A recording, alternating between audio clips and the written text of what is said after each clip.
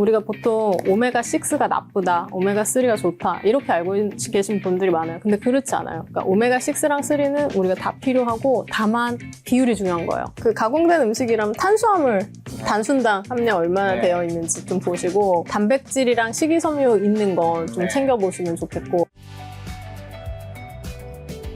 자, 그리고 또 지중해 식단의 핵심이 올리브유와 들기름 아까 전에 많이 드신다고 했는데 그거 활용해서 오메가6와 오메가3의 황금 비율을 맞추는 방법은 좀 어떻게 될까요? 이게 사실 오메가6랑 오메가3의 비율이 중요하다는 거는 알려진 지 너무 오래됐어요. 사실 너무 오래됐고 이게 지금쯤이면 모든 사람들이 알아야 마땅한 굉장히 중요한 사실이라고 생각하거든요. 근데 이제 공부를 따로 하면서 알게 된 거예요. 이 연구가 1994년에 나온 연구거든요. 1994년에 랜싯에 발표된 리용 심장 연구라는 연구가 있었습니다. 그래서 오메가6랑 3의 비율이 중요한 거는 이제 우리가 보통 오메가6가 나쁘다, 오메가3가 좋다 이렇게 알고 계신 분들이 많아요. 근데 그렇지 않아요. 그러니까 오메가6랑 3는 우리가 다 필요하고 다만 비율이 중요한 거예요.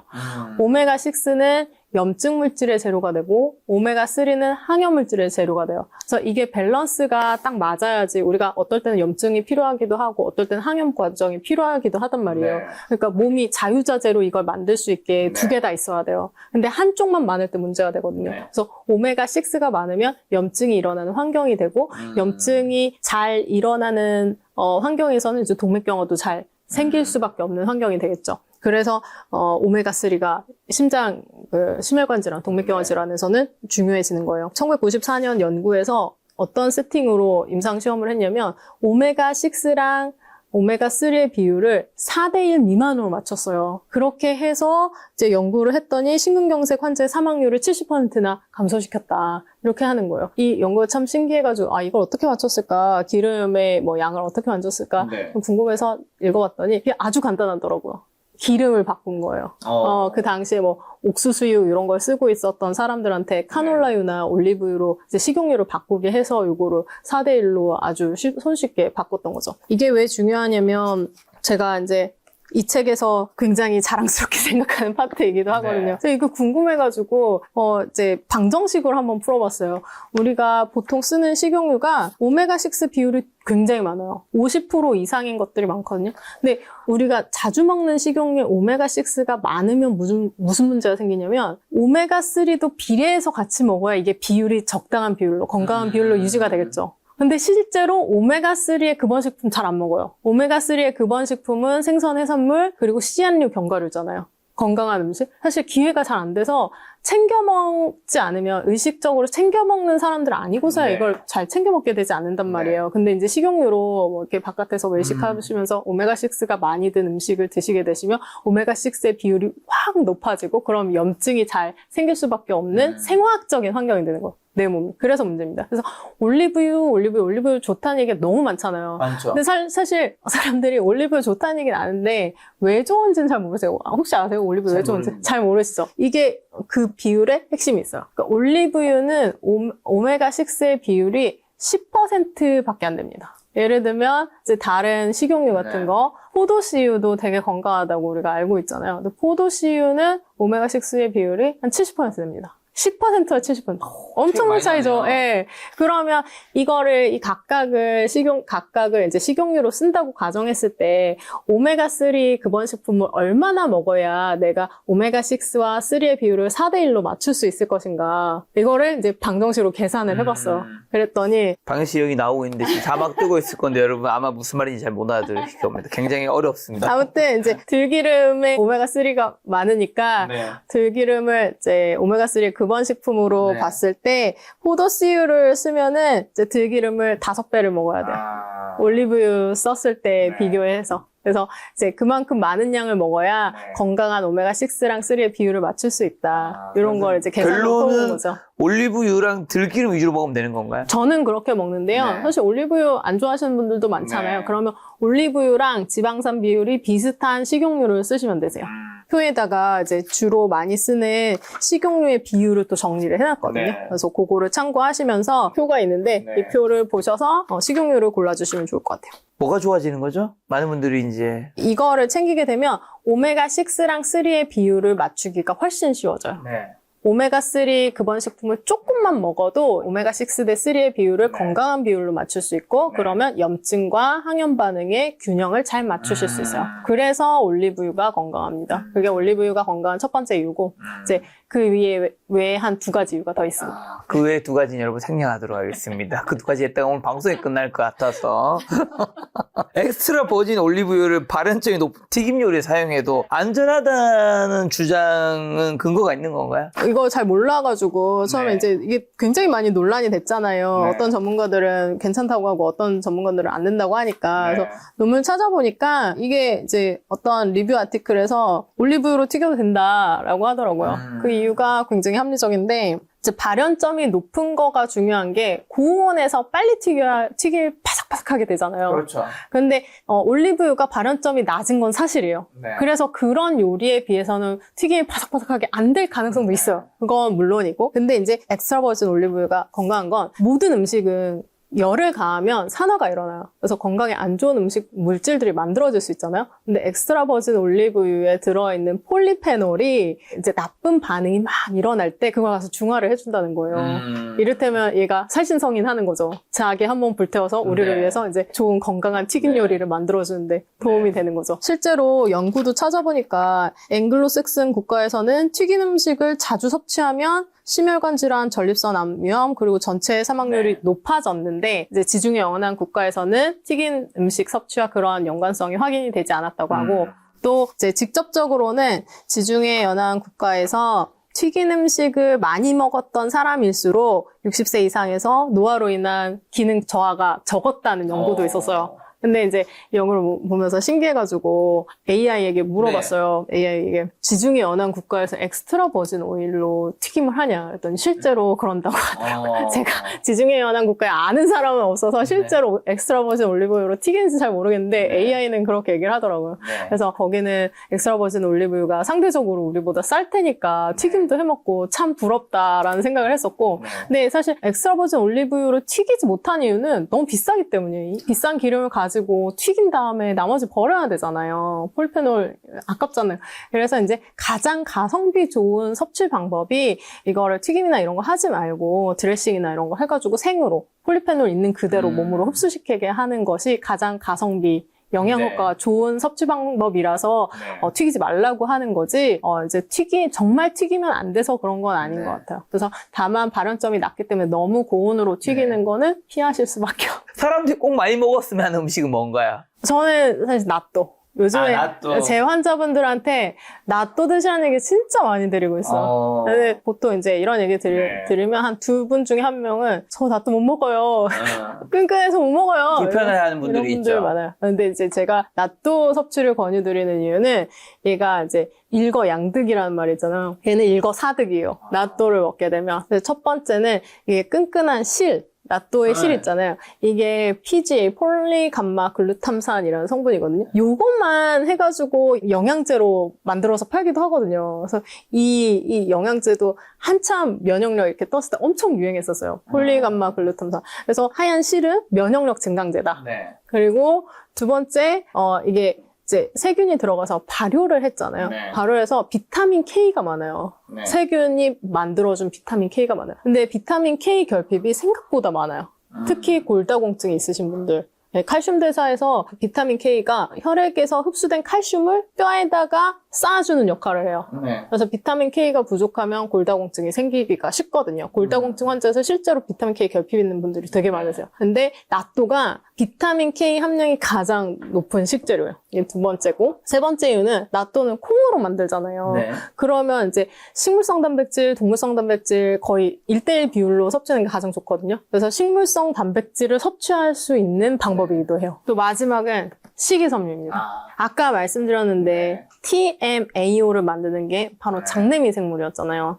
근데 장내미생물 환경을 결정하는 건 식이섬유예요. 근데 식이섬유 다 똑같지 않아요. 장내미생물 환경을 좋게 하는 식이섬유는 콩이랑 곡물에 들어있습니다. 제가 구석기 식단 파트가 있거든요. 구석기 식단에는 비만, 당뇨병 조절에 굉장히 도움이 돼서 저도 긍정적으로 생각하는데 이걸 장기적으로 추천드리지는 못하겠더라고요. 왜요? 이 TMAO의 문제가 있어요. 이 TMAO 문제 때문에 그런데 그 TMAO의 문제를 해결해 줄 수 있는 게 바로 콩이에요. 왜냐면 구석기 식단은 콩과 곡물을 배제하잖아요. 네. 콩과 곡물을 배제함으로써 요 TMAO 생산을 막아주는 장내 미생물이 안 자라게끔 하는 역할을 잃어버리게 되거든요. 근데 이제 그래서 이런 연구를 읽으면서 콩을 꼭 먹어야겠다라는 생각을 하게 되는데 낫또는 콩으로 만들잖아요. 네. 그래서 이렇게 4가지 좋은 이득이 있습니다. 이제 낫또 대신 드실 수 있는 게 청국장이에요. 네. 근데 청국장을 먹으려면 끓여야 되죠. 청국장 찌개를 끓여야 되잖아요. 그렇죠. 근데 이게 굉장히 번거로운 거예요. 제가 낫또는 되게 낫또는 그냥 간편하죠. 간편식으로 이제 냉장고에 쌓아뒀다가 주문하면 오잖아요. 네, 그래서 냉장고에서 하나씩 까가지고 네. 겨자랑 간장 소스를 이렇게 버무려서 먹으면 굉장히 맛있단 말이에요. 네. 그래서 낫또를 많이 드시는 걸 권유를 드리고 있는데 환자분들이 네. 잘 못 드시겠다고 하는 분들도 많으시더라고요. 저는 낫또를 한 일주일에 한 3번은 먹으려고 노력을 하고 있습니다. 자, 그리고 또 건강한 음식은 먹고 싶으면 영양성분표에서 뭘 확인해야 될까요? 영양성분표가 있잖아요, 대부분. 영양성분표가 필요 없는 가공도가 낮은 음식을 드세요. 그렇고 자연의 음식을 먹으라는 거겠죠? 네, 자연의 음식을 드시면 채소는 영양성분표가 없으니까 이런 것처럼. 네. 그리고 그 가공된 음식이라면 탄수화물 단순당 함량 얼마나 네. 되어 있는지 좀 보시고 단백질이랑 식이섬유 있는 거 좀 네. 챙겨보시면 좋겠고 그런 네. 생각을 했어요. 그럼 그런 부분에서 혹시나 교수님이 절대 먹지 않거나 사람들한테 이건 진짜 먹지 말라고 하는 음식 뭐가 있어요? 저는 과자는 안 드시면 좋겠어요. 일하다 보면 저도 간호사님들이 배가 고프니까 과자를 막 주세요. 과자 주죠. 네. 근데 과자는 저도 안 먹어요. 안 받으면 좀 서운해 하시더라고요. 받아놓고 그냥 넣어놓고. 근데 받아놓고 넣어먹는 게 아니라 버리니까 아까워서. 누군가는 먹을 텐데, 누군가는 좋아할 수도 있네. 그래서 그냥 안 받아서 안 먹고, 너무 서운해하는 것 같으면 맛만 봐요. 근데 왜 그러냐면, 이게 이제 과자는 다 탄수화물이잖아요. 그래서 네. 당부화를 높인단 말이에요. 저는 이제 탄수화물 제한을 하기 때문에, 탄수화물 딱 필요한 만큼만 먹기 때문에, 과자를 엑스트라로 먹으면, 이제 탄수화물 섭취량이 너무 많아지고, 제가 40대 중반 넘어가니까, 기초대사량이 확 떨어지더라고요. 그러니까 조금만 관리를 안 해도 살이 확확 찌는 거예요. 그거를 볼 수가 없는 거죠. 근데 다행인 거는 제가 과자를 너무 먹고 싶은데 일부러 피하는 게 아니에요. 원래 안 좋아하시는 거예요? 과자를 먹으면서 맛있다는 느낌을 못 받아요. 과자가 맛있는지 모르겠어요. 그러니까 입에 이제 너무 단 게 입에 들어가면 맛이 없다는 인지가 되거든요. 그래서 이제 단 거를 많이 못 먹어요. 맛이 몸을 없어서. 타고났네. 과자가 맛없다는 말을 하는 분을 잘 본 적이 없어서. 근데 이제 제가 그럼 아이스크림도 별로 안 좋아하시겠네요. 아이스크림 너무 단 건 싫어요. 그러니까 제가 맛있다고 느낄 때가 언제냐면 단맛이 느껴질락 말락 할 때가 가장 맛있어요. 그래서 네, 단맛이 아주 달지 않은데 아주 단맛이 없지도 않고 느껴질락 말락 할 때 그때가 제일 맛있더라고요. 그래서 이제 커피를 시킬 때는 덜 달게. 네. 그렇게 해서 시키고요. 근데 이제 제가 완전 건강하게 건강한 음식만 챙겨 먹는 건 아니고요. 저도 불건강한 음식도 좋아하는 것들이 있거든요. 그런 것도 피하진 않아요. 뭐 드시는데요? 저는 소세지를 더 좋아해요. 소세지. 책에 소세지 먹지 말라 적혀 소세지 있었구나. 먹지 말라고 적혀 있잖아요. 이제 가공육. 가공육, 발암 물질. 그래서 가장 피해야 할 음식 중에 하나가 사실은 소세지거든요. 가공육인데, 근데 이거는 안 되겠더라고요. 그래서 저는 이제 여기서는 삶의 가치관이 중요한 것 같아요. 네. 내가 얼마나 꼼꼼하게 건강한 걸 챙기느냐, 먹고 싶은데 너무 참으면 행복감이 확 떨어지잖아요.